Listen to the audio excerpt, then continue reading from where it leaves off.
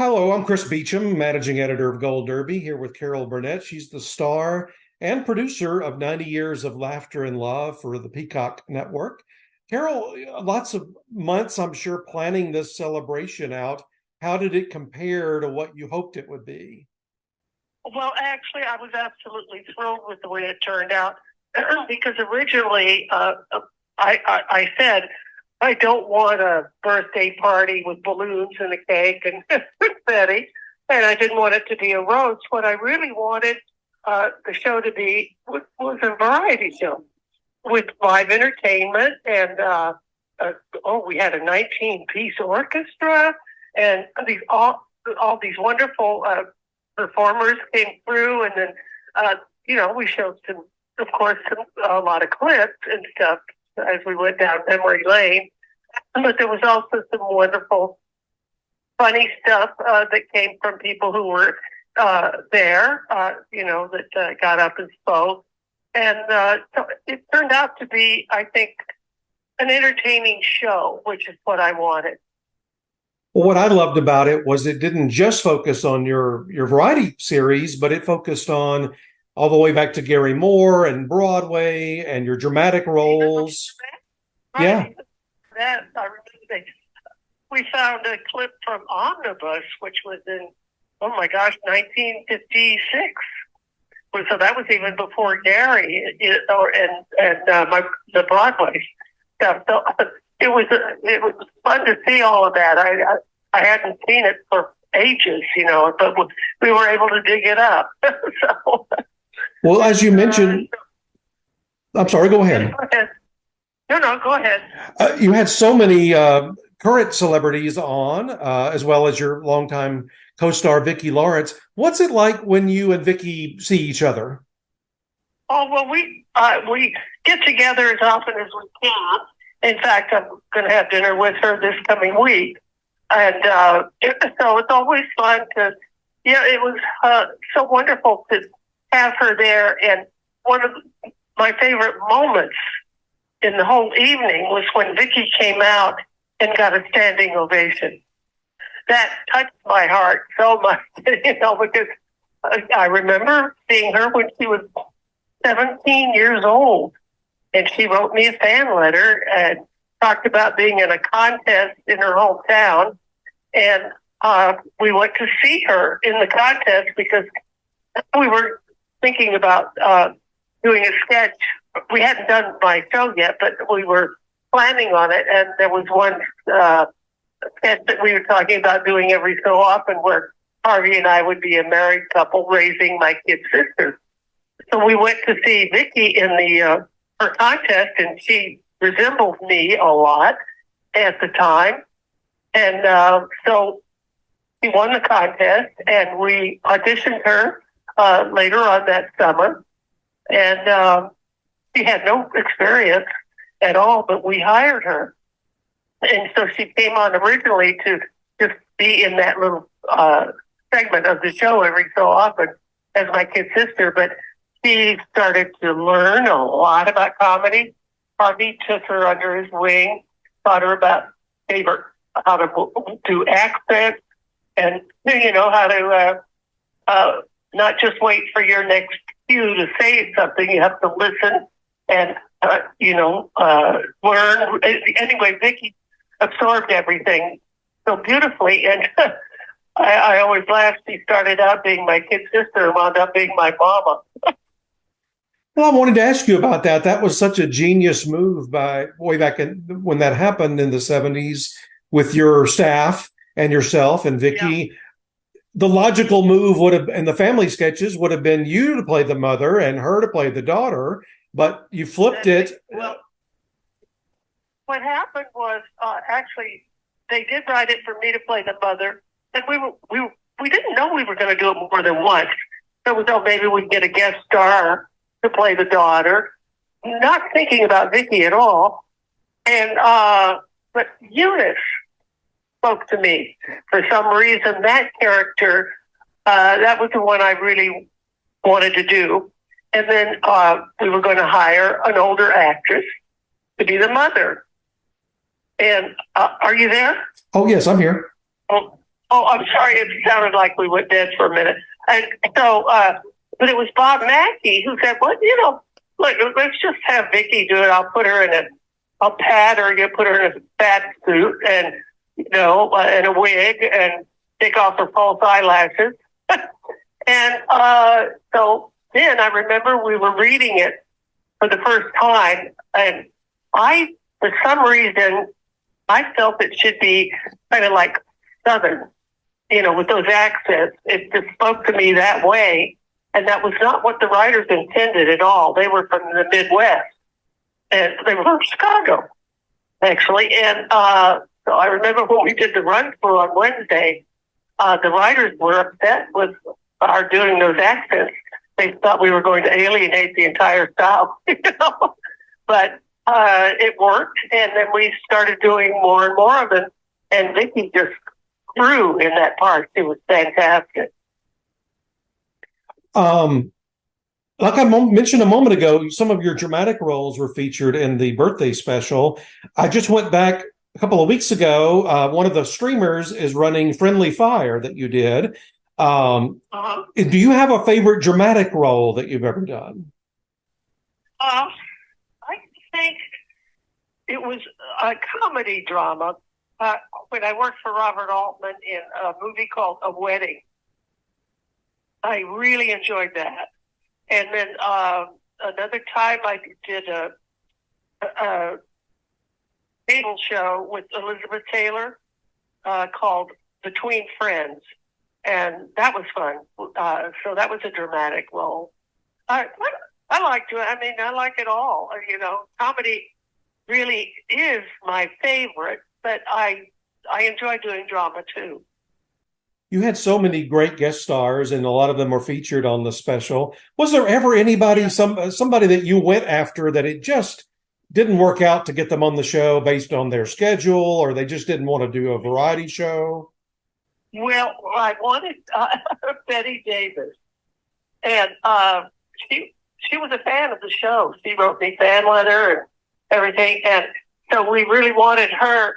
But unfortunately, she or her manager wanted too much money, and we couldn't do that because if we did that, we'd have to do it with every guest star. There was a set fee that we would pay the guest stars, so we couldn't go over that, So that was the only reason we didn't get her. But I thought it would have been fun to have Betty Davis, my goodness, on the show, But what was fun was I was raised by my grandmother. We lived in Hollywood when I was a little girl, and we would go to the movies, and I would see Joan Crawford. I would see Betty Grable, Lana Turner, Rita Hayworth, Bing Crosby, all of us. And later on, my dream came true. They were on my show. And what a thrill that was for me. And even when Gloria Swanson called us after we did Sunset Boulevard, and she came on the show. So that was, all of those were such a thrill for me. Well, I remember all of those. And I guess your favorite, James Stewart, I saw him on the finale. That's right. It was a big surprise. I had no idea. And when Tim came out and said, there's this guy that's been wanting to come on the show, and I had no idea what Tim was talking about. And there was Jimmy. And you saw it, I burst into tears. Because I had loved him ever since I was 3 or 4 years old. I remember seeing him in a movie with my grandmother. We were in Texas at the time. That's where I was born. And I couldn't have been more than 3 because I remember my feet didn't touch the ground in the movie theater. And there was this real tall drink of water, as my grandma called him, that was on the screen.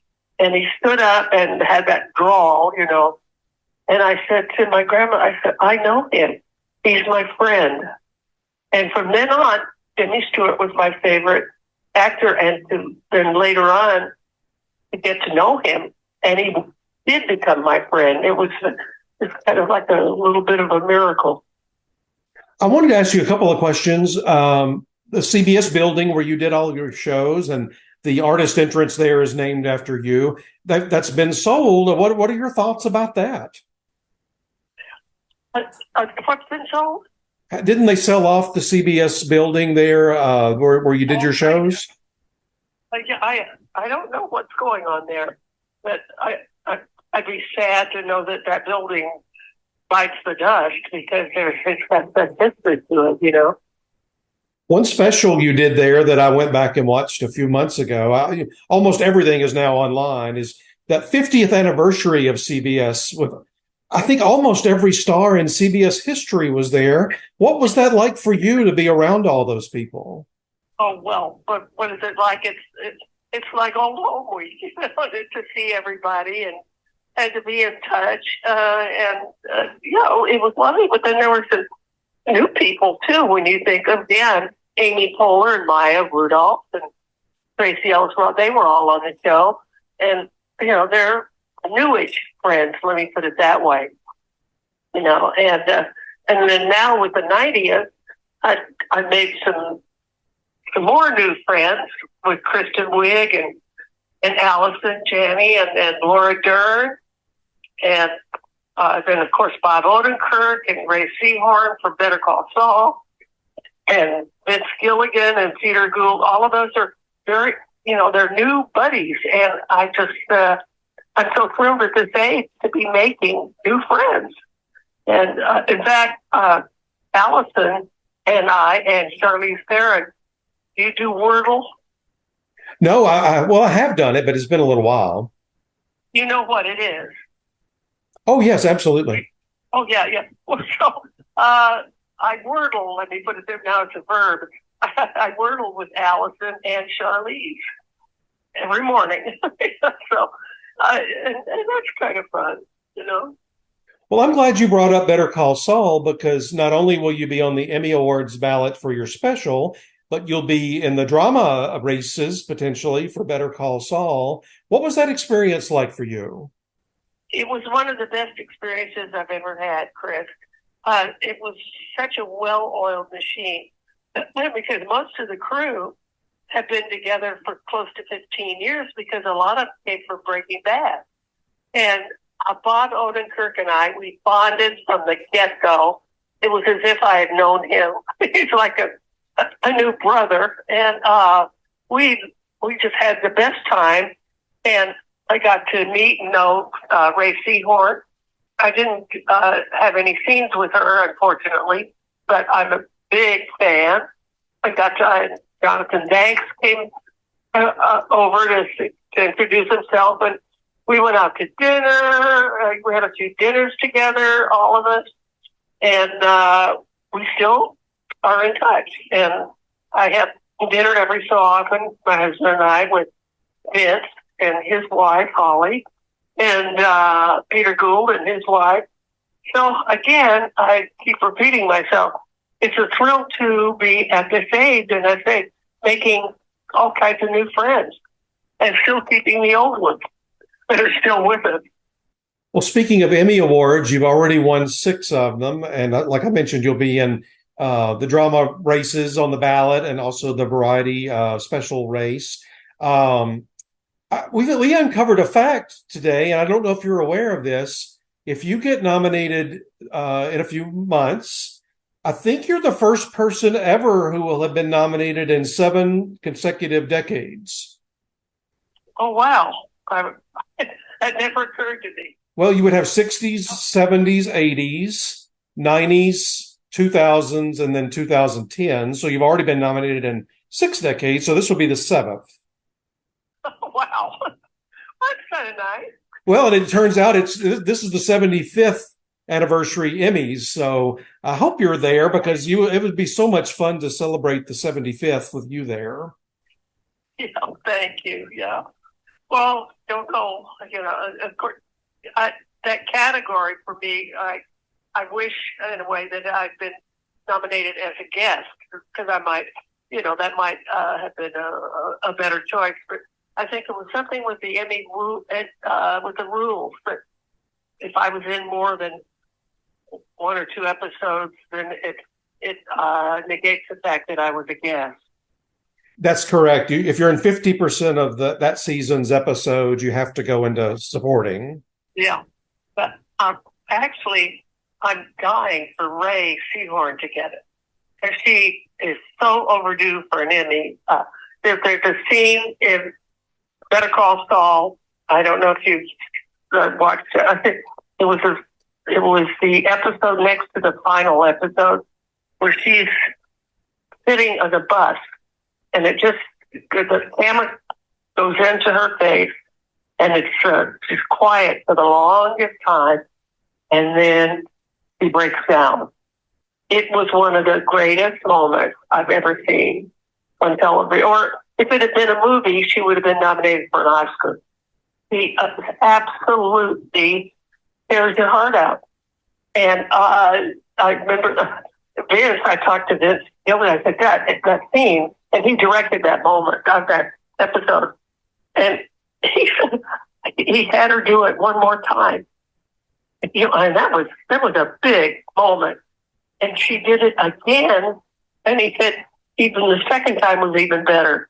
So I would love, I keep saying, dust off your mantelpiece. I would love to see her win an Emmy. Wouldn't that be great? Oh yes, I saw all of them, and she's been a good friend of ours for years doing interviews. Oh, really? Oh, I just love her. Well, so she and her husband and I and my husband, we get together. We're going to get together again soon and have dinner.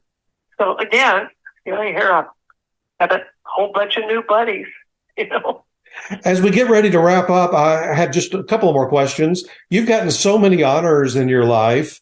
I'm wondering, I'm going to mention 4 of them, and you just tell me a favorite story from one of them. From one of those nights: Kennedy Center Honors, SAG Life Achievement, Mark Twain Prize, and TV Hall of Fame. When I mention those 4, does a favorite moment jump out? I think I like the Kennedy Center only because I'm not good at getting up and giving speeches. So because at Kennedy Center, you don't have to do anything except go there for the weekend and have wonderful dinners with people, and you have the show, and you smile, and you wave, and you laugh a little and cry a little, but you don't have to get up and give a thank you speech. Oh, and so I like that a whole lot. Yeah, that when Bernadette comes out at the end and starts singing your theme song, you were tearing up a little bit. I was. Now there's a person too who should get a Kennedy Center honor, Burnett. I'm on the board. They send me a ballot every year, and I always put Bernadette's name in. And she's long overdue, I think, for a Kennedy Center honor. She's the foremost interpreter. She was Stephen Sondheim's favorite. Oh yeah, she absolutely deserves it. I wish they would honor more Broadway people. Oh yeah. Well, usually they do. I mean, Cheetah, Rivera. There've been a lot of Broadway people, and that's why I say it's time for Bernadette. Last question. You did so many great movie parodies on your variety show. Has there been a movie that came out in the last 30 or 40 years when you watched it, you thought, oh, I wish I had a show to take this on? Oh, let me see. I don't know. I made a joke. Somebody asked me that recently, and I said Tar. Oh, you would have been great doing Cate Blanchett. That might have been one, something. But I don't know. I don't see that many movies that much anymore, so it would be hard for me to decide. But some of my favorites, of course, was Gone with the Wind, and not only because of what Bob Mackie did with the curtain dress. The whole parody was brilliant. It was. I don't know of any other show that ever did what we did. It was 25 minutes long. That parody. Is that right? Was it that long? Yeah. Because we did the whole movie, and another one was when we did a takeoff on Mildred Pierce. We called it Mildred Pierce. That was about 20 minutes, And we did. And I remember Joan Crawford calling me saying, she said, "You gave us more production value than that." And she said, "SOB Jack Warner." She loved it, and so it's as I say, I grew up going to the movies with my grandmother, so it was a thrill for me when I got my show. Okay, I can be Betty Grable, I can be Joan Crawford, I can be all these different people with costumes and lighting and music and everything, So the little girl in me grew up to realize so many of her dreams that came true, and I'm so grateful for that. Well, we are grateful for time with you today. One of the best specials I've seen in the past year was certainly your 90th birthday special on Peacock, and it's streaming there now. So I hope everybody gets a chance to watch it. Oh, thank you, Chris. That's really nice. Thank you very much.